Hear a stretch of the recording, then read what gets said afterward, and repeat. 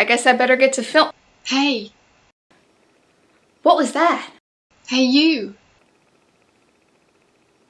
Who's there? Spray me. Is my perfume bottle talking to me? Over here. You want a good review? Spray me. I'm not sure. Oh, don't be such a goody-goody. Spray me. Okay, I guess. No! Garbage Day! Welcome back to the Panic Room, everyone, and to another Garbogust video. So guys, before we get started, I want to give a huge thank you to Alex over at The Bookubus for helping me with that little intro. Yes, if you couldn't recognize that wonderful voice of the perfume bottle, it was indeed Alex. So thank you, Alex. Thank you for entertaining my harebrained ideas. And guys, actually, Alex works on a whole lot of levels for this video, and I'll tell you why. Because today we're going to be discussing a point horror novel. And if you don't know, Alex has an amazing point horror collection. I will try to remember to link that down below.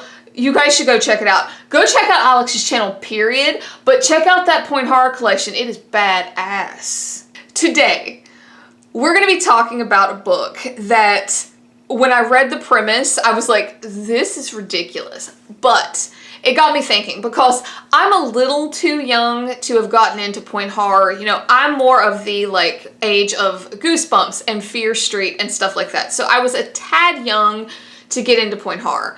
However, you know, I've seen some wonderful vintage covers and everything. And the cover today is actually the best part about the entire book. Because when I read the premise, I was like, this has got to be terrible and awful, and I've got to read it for Garbogust. I am, of course, talking about The Perfume by Carolyn B. Cooney. And let's just take a moment with the cover, shall we? This font is phenomenal, is it not? Ah, it's so good, and it's raised. It's so cool. Very drippy. But then you get the sweet smell of evil. Yeah, it's about a haunted perfume, and it gets so much worse than that. So I am going to keep this spoiler free. However, there is some crazy crap that happens in this book. When I got done with it, it actually made me think. Because there's a ton of us here, especially us 90s kids, that are super nostalgic. We love the era we grew up in. The 90s were pretty amazing. Just go ask Slime and Slashers. It did get me thinking. Does our nostalgia color some of these books that we read from that time period? Because The Perfume is from 1992, and I was 7, so of course I wasn't picking this up to read, but you know, it's still from the era that I remember, that I grew up in. So it made me wonder, does our nostalgia really, you know, give life to a lot of these books when in fact they are awful and garbage? And I'm not trying to say that our nostalgia doesn't mean anything, but from an analytical standpoint, what do you guys think? Do you think that nostalgia can put some rose-colored glasses on some of these books? Because I really am curious what you guys think. It made me want to go back and reread my Animorphs collection, because you guys know that series was huge for me as a child, you know, and see if they hold up. You know, but then again, I was thinking well, of course they're going to hold up to me because I love them. You know, so I think it's an interesting conversation. I really do. And the fact that there was, not a whole lot here, you know, I think it's going to be the best part of the conversation about this book. So let's get started, shall we? So your main girl is named Dove. Okay, now I'm going to pause here. Seconds into this review, I'm going to pause here and say that the bird metaphors in this book broke me, okay? Every single bird metaphor that you can think of was thrown at you. It was shit like, oh, you know, her breath flew away from her like a flock of geese. Or she quivered like a bird in a snowstorm. Or shit like that. You guys get what I'm saying? It was fraught with those. After the third or fourth one, I was like, okay, we get it. Your name's Dove. You can stop now. And then, as if that's not even worse, this whole idea of the evil perfume, they go so off the damn rails. You know, I was thinking okay, you're gonna spray the perfume, it's gonna make you turn evil, a la I don't know, some Slappy from Goosebumps, you know, when the kids are messing with him and he starts talking junk and they're like, no, it's not mean. It kind of made me have those kind of vibes. No, that would have been a better story. Truth be told, that would have been a better story. No, you get some like off the wall, out of left field kind of story here about like twins that live in your head that just come out with this perfume, and it doesn't go into why or how, you know, it's just like this perfume exists and all of a sudden it makes this twin that you had in your head come out. Oh, and by the way, the twin's name is Wing. Yeah, more bird shit, literally. That's essentially it. You know, you have a twin that comes out and antics ensue, and she starts to do like terrible evil twin shit. You guys have seen this premise, and it wasn't executed well at all. And not to mention Dove, our main girl, the other twin, she's an idiot, and a lot of what happens to her is really convoluted because you're seeing it through her eyes, and you're like, okay, are you hallucinating, or is this actually happening? Like, it's kind of hard to follow. And then we kind of start to spiral towards our end because I guess the people around her see that she's acting all stupid.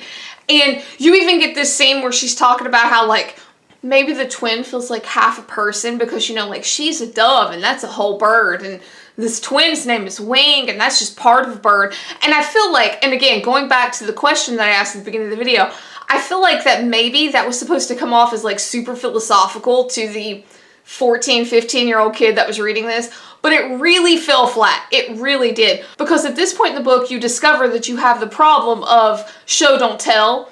There's so much telling in this book and very little showing. Very little showing. I'll give you an example. This isn't going to spoil anything. So when the twin first comes out, Wing, she tells you, like, the steps leading up to what happens with the twin, but you don't know how it ends. Like, she just says A, B, and C happen, but you never get to see D. It just is assumed. And that is not great to me and as a reader. You know, I just am left to wonder, like, oh, okay, did D happen? Like, is that why we're here now?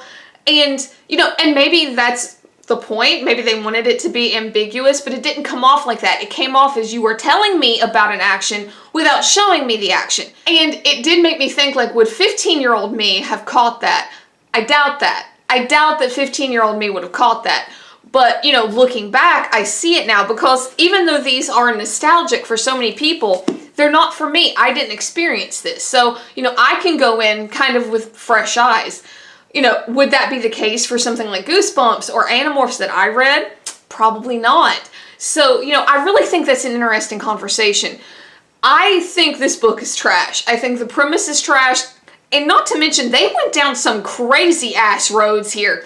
Like, things that I wasn't expecting, but not in a good way. Like, not at all. Like, out of left field, like, what were you on kind of way in some regards. And I am going to tell you, like, the ending is disappointing, at least to me. It's, again, a problem of telling and not showing. And I don't know. It really left me wondering, like, is this truly what we remember? You know, do we look, people who experienced point horror back in the day when it was, you know, big in the 90s, you know, was this like, oh, cool, another point horror novel, this is awesome? Or did they pick this up and go, wow, this is kind of a stinker? You know, like, of course, I can't say one way or the other, I wasn't there, but, you know, I really, really, really wanted to have that conversation because I think it lends itself well to Garb August, especially for those of us who harbor these nostalgic tendencies. You know, do we use our nostalgia to elevate our garbage, I guess, so to speak? And I'm not saying that any of this is actually trash. I want to know what you guys think about the influence of nostalgia on essentially bad writing, because this was terrible. This whole premise was awful. It was convoluted. It was not done well to me. And even for a kid's book, I don't think this was done well because the story went down a lot of very strange avenues, and I feel like it was trying to be philosophical and trying to be unique, and it just didn't work. It just did not work. They tried to make the story more than what it was and relate it back to a perfume. I don't know. It did not work, in my opinion. So, but guys, again, I'm super curious to see what you have to say. Comment down below. Tell me what you think about, like, YA horror and our nostalgia and, you know, how it influences us as readers with what could possibly be bad writing, but is it? Let me know down below. And guys, as always, let me know what you're reading. I hope you guys are enjoying Garbogus. I know I, for one, am having a ball. I hope you guys are too. Let me know what you're reading, how you're enjoying it, everything. I want to know. Comment down below. And of course, if you like this, please hit like, hit subscribe. It would really help me out. And again, a big thank you to Alex. Without her, that intro wouldn't have been possible. So please check out the Bookubus down below. And until next time, bye for now.